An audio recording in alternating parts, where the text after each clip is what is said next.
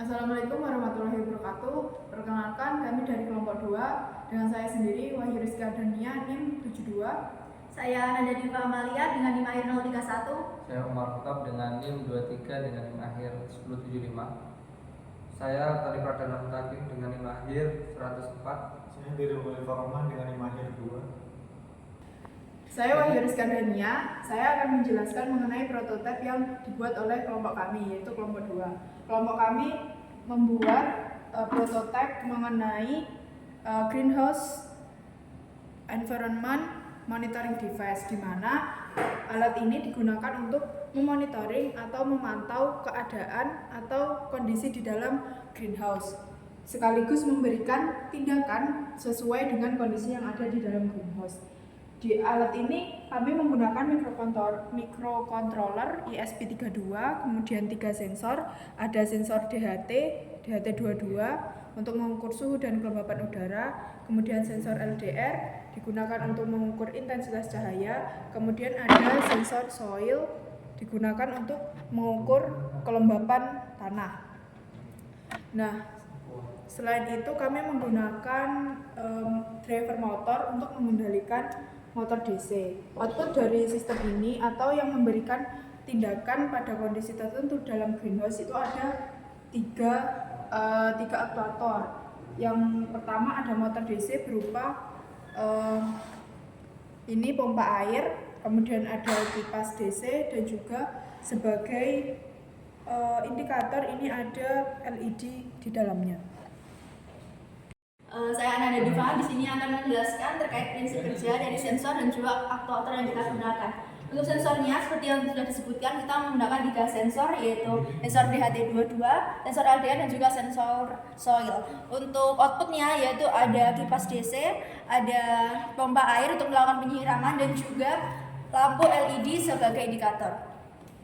Untuk threshold dari sensor DHT22 ini memiliki 2 kondisi. Untuk suhu, thresholdnya 32 derajat Celcius. Jadi apabila nilai parameter yang didapatkan oleh sensor berada di atas 32 derajat Celcius, maka kipas akan berada dalam kondisi on.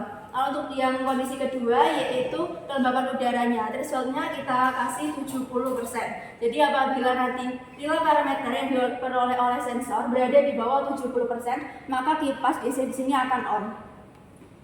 Untuk sensor selanjutnya ada sensor LDR, dia memiliki output lampu LED. Apabila nanti sensor LDR mendeteksi nilai parameter di bawah 20 lux, maka LED di sini akan menyala untuk memberikan penerangan. Lalu yang ketiga ada sensor soil. Untuk outputnya dia adalah pompa air. Thresholdnya kita pasang 50%. Jadi apabila mendeteksi nilai parameter di bawah 50%, maka pompa air akan aktif dan menyiram ke tanah yang dianggap kering. Saya Tony. Baik, saya ingin menjelaskan tentang sensor DHT. Di sini parameter suhunya sekitar 22. Jadi di bawah threshold. Dan kelembapan udaranya sekitar 71. Jadi untuk sensor DHT-nya ini di bawah threshold, maka kipasnya akan mati. Selanjutnya saya akan menambahkan suhu udara dan mengurangi kelembapan udara. Selanjutnya saya akan menambahkan suhu pada DHT supaya untuk mengaktifkan kipas.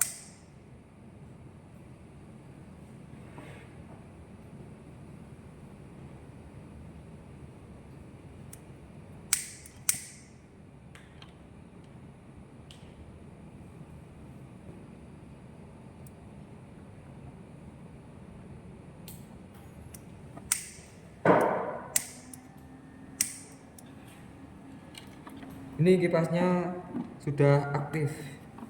Kipasnya aktif dengan kelembapan yang menurun.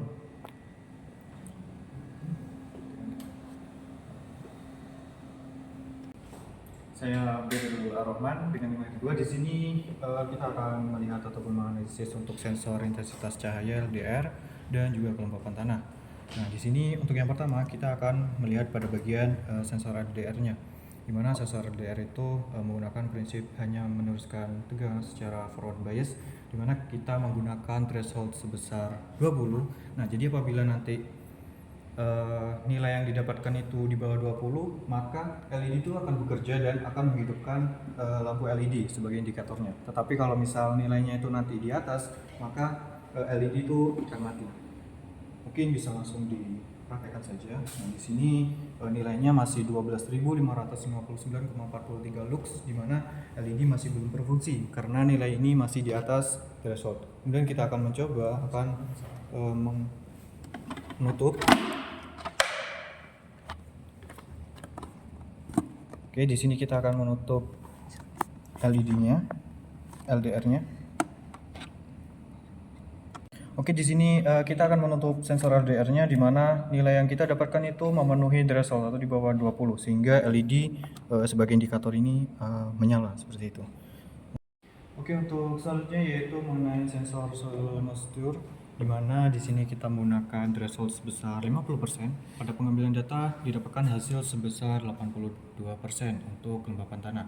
Nah, di sini sensor soil moisture itu terdapat elektroda kaca khusus yang akan menghasilkan tegangan kecil yang nantinya akan membaca kelembapan ataupun keasaman tanah yang akan ditampilkan sebagai nilai pH atau potensial hidrogen.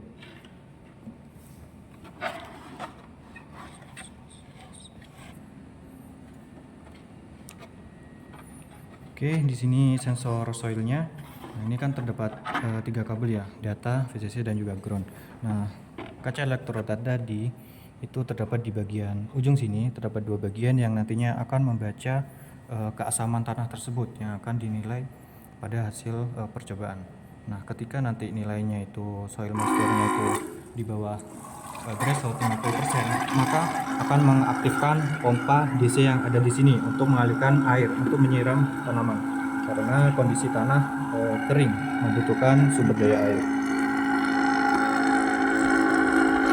Nah, kemudian kita akan pasangkan lagi ke bagian basah.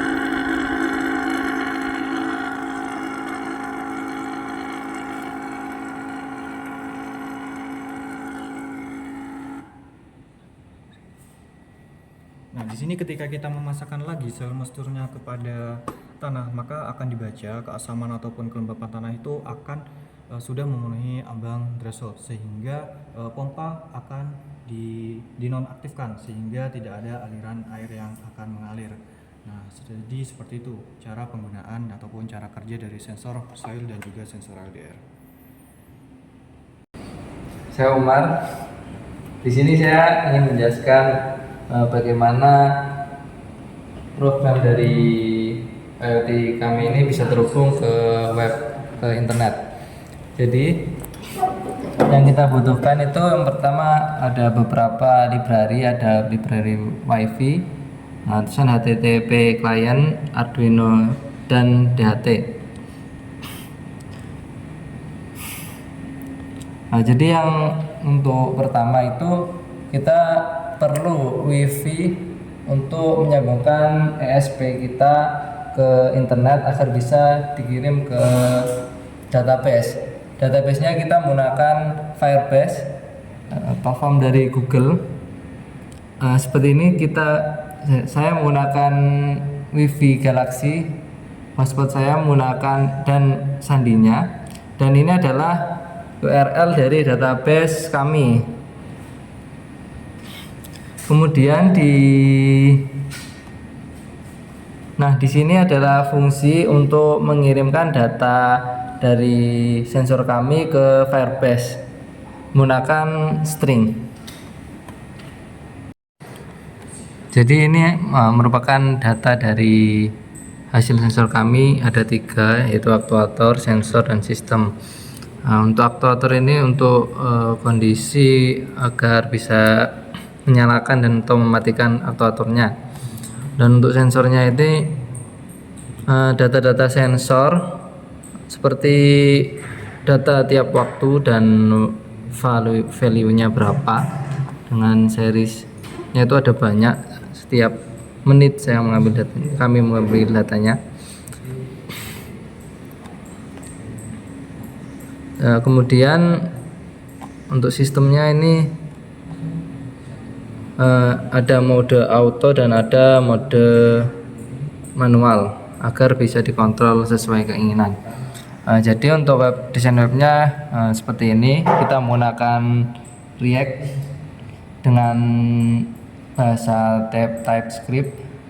Di sini ada beberapa fitur. Yang pertama ada fitur gelap cerah ini, bisa ditampilkan gelap dan cerah. Kemudian ada fitur untuk menampilkan hasil dari data sensor secara real time ini yang ada di atas, dan di bawahnya ini ada grafik-grafik tiap data setiap 1 menit yang dikirimkan dengan panjang grid ini 1 jam dan panjang ini selama 12 jam.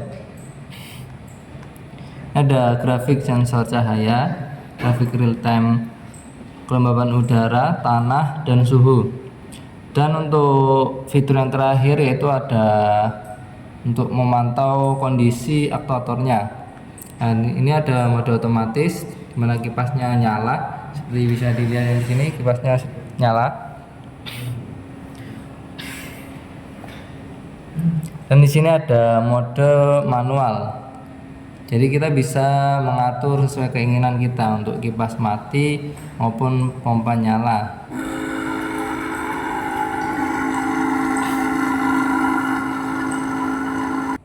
Sekian demonstrasi alat dari kelompok kami. Apabila ada kurang lebihnya, kami mohon maaf. Wassalamualaikum warahmatullahi wabarakatuh.